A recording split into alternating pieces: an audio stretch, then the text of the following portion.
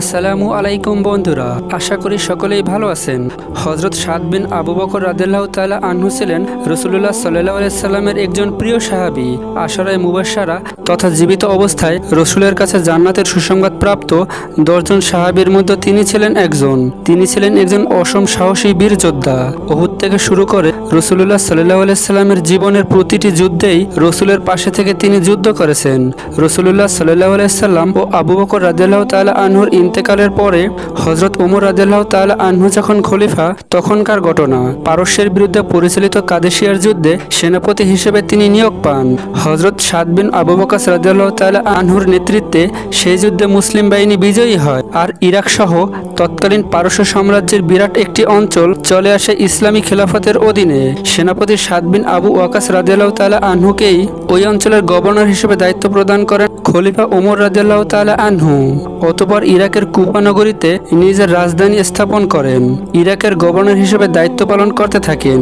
হযরত সাদ বিন আবু ওয়াকাস রাদিয়াল্লাহু তাআলা আনহু তার বিজয় অভিযান পরিচালনাকালে পারস্য সম্রাটের বিলাস পেষণ ও আরাম আয়েশের অফুরান নজির দেখেছেন। কুফা নগরীকে নিজের রাজধানী হিসেবে সাজিয়ে তোলার সময় হয়তো সেই সব কথা তার মনে পড়েছিল।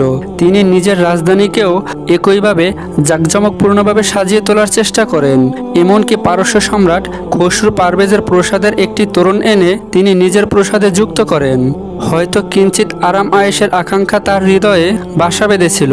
এই খবর যখন মদিনায় পৌঁছে যায়, খলিফা ওমর যেন তেলে বেগুনে জ্বলে ওঠেন। পারস্যর বিলাসবেশন দেখে সাদ রাদিয়াল্লাহু তাআলা আনহুর মতিভ্রম হয়েছে কিনা তা খলিফাকে ভাবিয়ে তোলে। অতঃপর তিনি একজন দূতকে ডেকে পাঠালেন আর তার হাতে একটি চিঠি ধরিয়ে দিলেন আর বললেন, দ্রুত কুফায় চলে যাও, আর সেখানে পৌঁছেই সাদের প্রসাদে আগুন ধরিয়ে দাও। সে তোমাকে এর কারণ জানতে চাইলে তার হাতে এই চিঠিটি ধরিয়ে দেবে।